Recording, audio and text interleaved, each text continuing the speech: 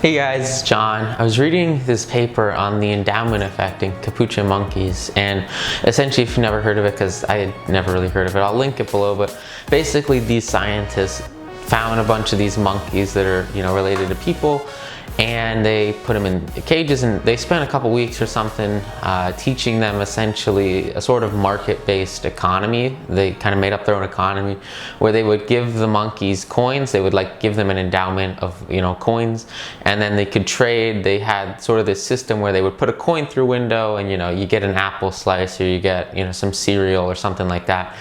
And what they found when they were starting out was that the monkeys, they basically replicated what people would normally do, right? So if one dude was gonna give out 5 apple slices and the other guy only gave 1 apple slice for the same coin, monkeys would act rationally, and they proved that the monkeys would act rationally in a couple of other ways. But that was basically the gist of it, is they had these monkeys and they were simulating essentially human psychology. Now there's a couple of interesting things that these scientists talk about, and if you stay till the end, I'll talk a little bit more about some of the other discoveries they found. But the one really big discovery I want to talk about is how these monkeys reacted to exchanging almost identical goods. And they figured out that if they wanted to have the monkey get up and just walk over and trade, it would take 1 oat, 1 free oat, come and get this free oat, or maybe 2 pieces of oats. Essentially what it would, cost in oats to get the monkeys to get up. Actually, like a trading commission, right? The cost of a trade. They would give the monkey, say apples, right? And they would say, hey, do you want to exchange it for, say cereal? And they'd figure out basically what the 1-to-1 ratio was for how much 1 apple was worth in cereal and how much 1 cereal was worth in apple. And then, they did all this science stuff. They separated the test groups and they made sure everything, was done the right way.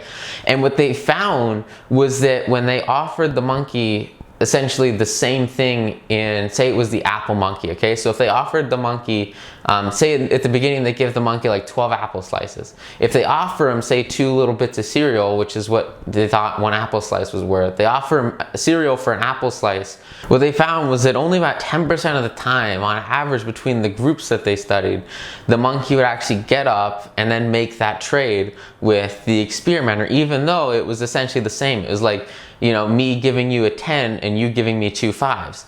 And so kind of understandably, the monkeys essentially, they didn't really want to do that because, it's the same, right? Like a 10, 2 5s, it's the same. And also you have to get up and do it. And so the next experiment they did was, if it was I give you $10 and you give me, $15. That was basically their next study of if you have something insane, would they make that trade over and over and over again? And what they found was a resounding yeah. 80-90% of the time, the monkeys would make the obvious trade and they would get a huge benefit. And if you think about this in terms of how you manage your portfolio, this is essentially like some genie stock god coming and saying, look, I know you own Intel, but I have this magic crystal wand from the future that tells me that over the next year, AMD is going to triple and Intel is going to stagnate. And you should sell all of your Intel and buy AMD.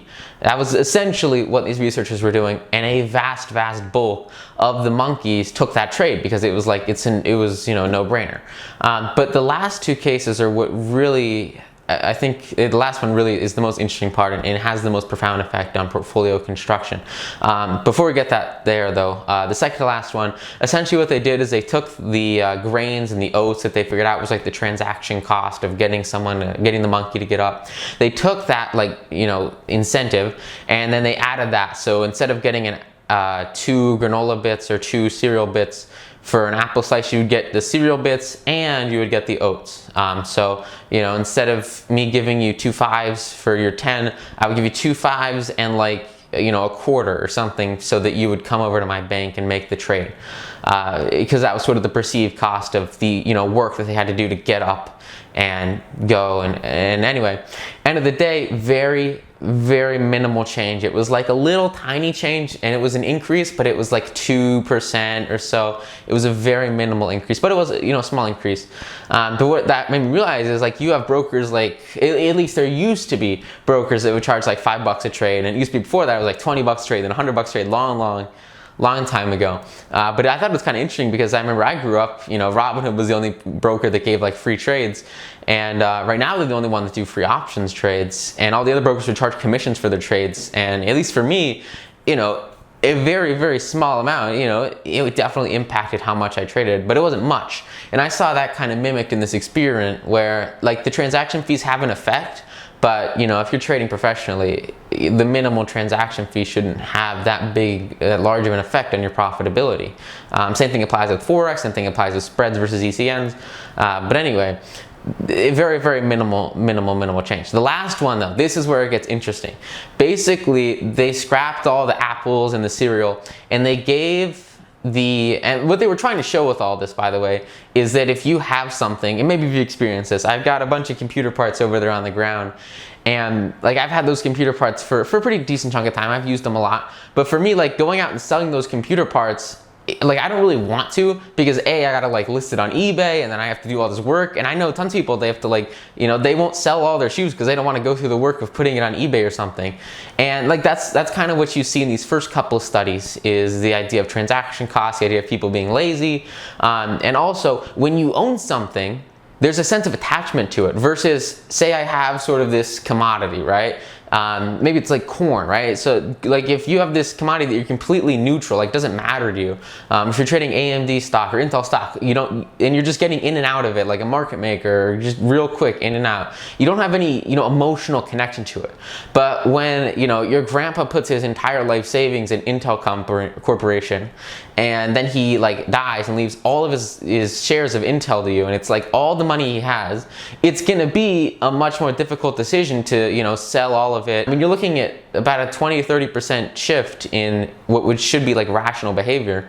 It's a very large, that was what they were trying to show with this. What they were trying to show with this is that when you own something for any amount of time, really, you get sort of a deeper connection to it, and it makes it harder to sell it, it makes it harder to trade it, because you have that personal connection to it, which is something that obviously, you need to eliminate almost entirely as fast as you can in financial markets, because nobody cares how long you've held a stock. It's going to go up or down based on current, market analysis, technicals, etc.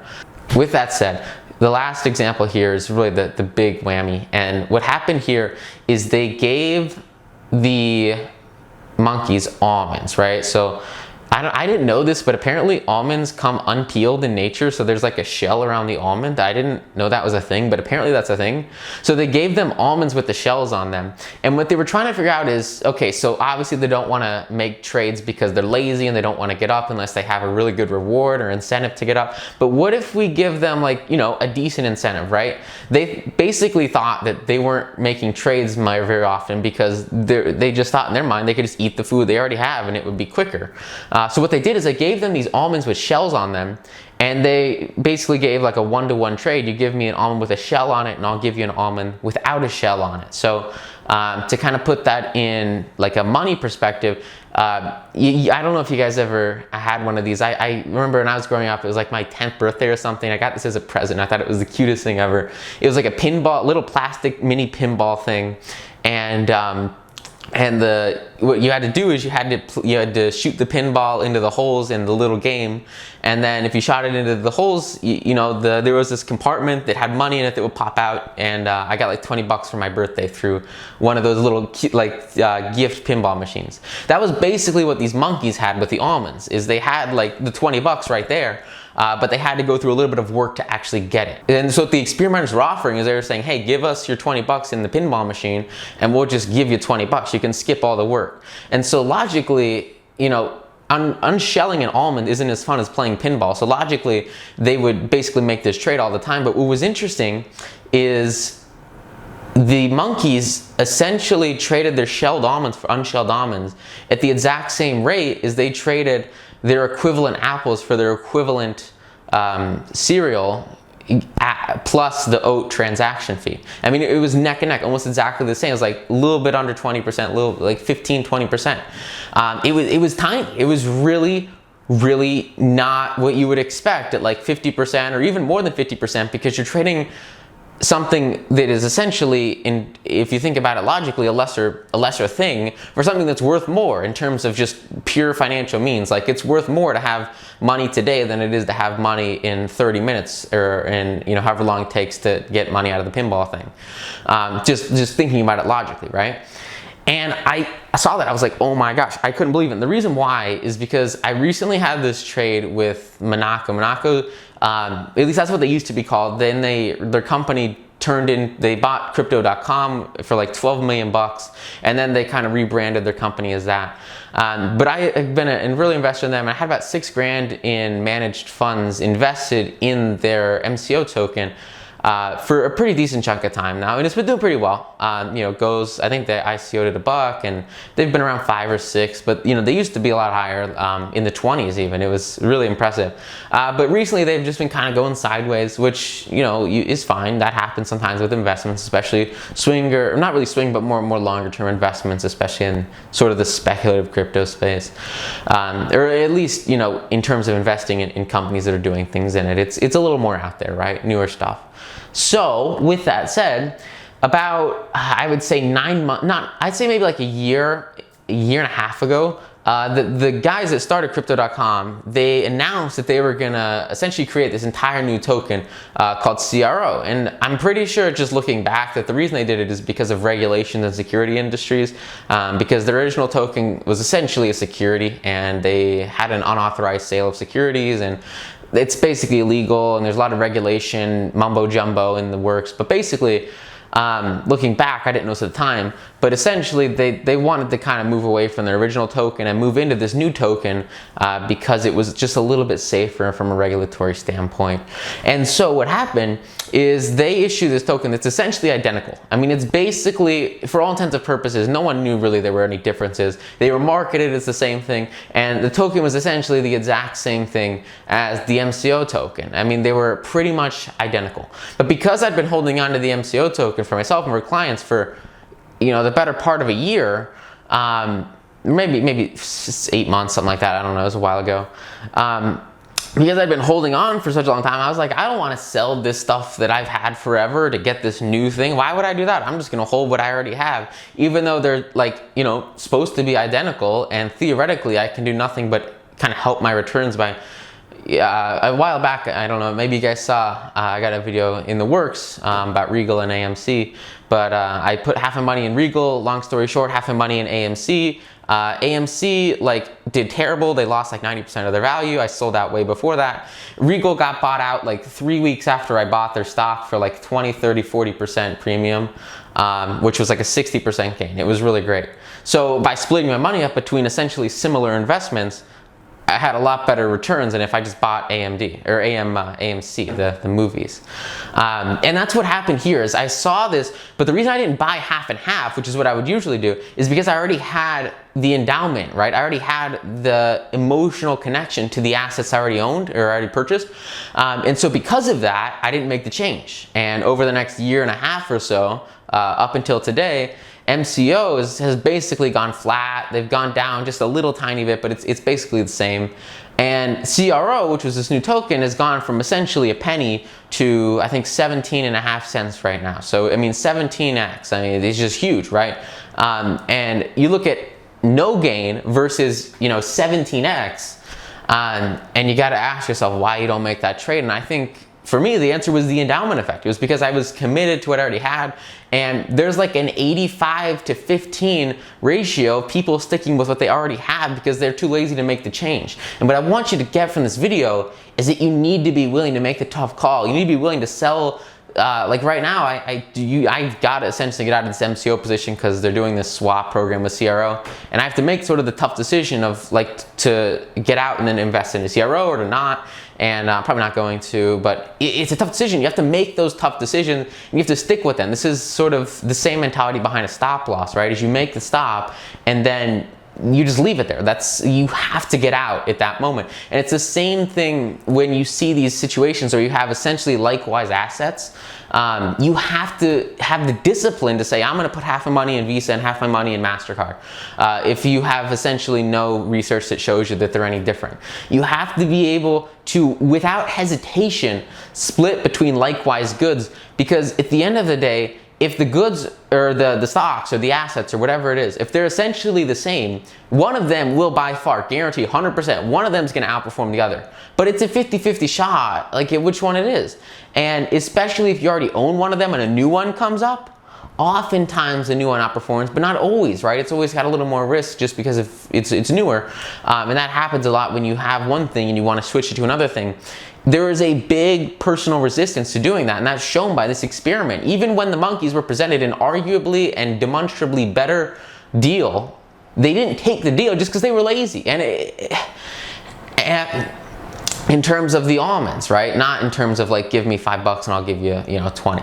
But in terms of the things that look the same, but in reality, they're not the same. The shelled almonds are not the same as the ones that are already, peeled, because it's a better thing, but it's hard to see at first. But then you get the peeled almond, you're like, oh my gosh, this is so much better. I don't have to peel the shell the whole time. And it's the same thing with investments, right? You're gonna have opportunities where you have two very similar assets. You have to make a disciplined choice. If you're doing long term, this has nothing to do with swing trading, this has nothing to do with technical analysis, it has nothing to do with day trading. But when you're looking at your long-term investments, you have to make the tough decision to split the money up 50-50 or 33-33 between essentially identical companies or identical assets or identical investment opportunities. Because at the end of the day, if you don't know which one's going to be better, there's a tendency not to do that split. And at least for me personally, I mean, that costs, my firm, I mean, what, 16x on half of that is, I guess, that's like 45 or so, 40 grand that just whisked away from my returns this year because I didn't make that decision. And so it's really important that you're able to do it, even if it doesn't look like it's the most amazing thing ever. Same thing with like silver and gold back 2008. Like if you're investing in hard assets to hedge against the whole economy crashing, I think silver outperformed, just based off the top of my head, it was like almost 2 to 1 in terms of the percent gains. But like, you don't know that, right? So you have to put it in both if you don't have any way of really knowing for sure which one's going to be better. If you have a way of knowing, that's great, but I don't have a way of knowing. And that's really what I learned when I was looking at this experiment with these monkeys, is like, oh my gosh, this is crazy. And I'll link it below, you take a look at it. It's kind of long, but it shows that there's this big bias, and you have to overcome that bias. It's really, really, really important. So I really hope you guys take that to heart and you make that, when it does come, if that does come and pass to you, you make that tough decision, because it makes a very big difference. So really important lesson to learn here. With that said, there was one other thing they kind of studied early on in the study, and it was essentially if they would give a guy a coin, and there were two experimenters. This is just a completely separate thing, but I also thought it was kind of interesting. The guy that had 2 apples and the guy, he had 1 apple, and basically you'd give the guy with 2 apples a coin, and there was like a 50% chance he'd give you 1 apple, and there's a 50% chance he'd take it away. And then the guy with 1 apple was like a 50% chance he would get an extra apple, and a 50% chance he would take it away. So at the end of the day, the expected amount that you get over the long term is 1.5 apples from both experimenters, right? But one of them is giving you an extra one, and one of them is taking one away. And what they found was that almost completely unanimously, the monkeys would go for the guy that added an apple, that gave an extra apple, instead of the other guy, even though it was essentially the same, and they were in other tests doing 50-50 when things were essentially the same. And that kind of showed a little bit, I thought it was kind of interesting. I was thinking about like application of that in terms of options and like buying options and selling options. But I just didn't think I could apply it there because of the risk reward ratio. But it definitely shows that you have to kind of move emotions out of your investing mind and make sure that you make decisions based not on how it makes you feel, whether it makes you feel like a winner or a loser, but instead making them based off of, long term, is this going to work or is it not going to work? Because some of the best strategies that at least I have personally used, and that I know you can use too, if you have sort of the balls for it, some of the best strategies you can use are like super high risk reward. And you look at some of the biggest returns in financial crises. Recently, one that comes to mind is car Carl Icahn. He made this like 1 to 1,000 risk reward trade on these credit swaps for interest rates, and then stuff went crazy with COVID, and the guy made like $4.5 billion or something. It was insane, with like a $30 million investment. When you make those kinds of trades, you have to be willing to lose like 90 to 99% of the time, and still make that 1% that succeeds, or that 10% succeeds, or whatever the ratio is for you that succeeds. You have to make that worth more by having larger long-term expected gains. And so that's obviously something that's a little bit harder, because you're gonna see this big gain, but you're gonna get it taken away a lot, versus maybe taking the easy game where you buy a stock that's going to get 5% dividends, and maybe you get a bonus that the stock goes up a little bit. They're different games, right? They're different mindset games. They're different investing games, and you can get more, at least through experience, and you basically succeed more when you take the harder route, when you essentially are willing to lose, willing to take that hit for the long-term growth.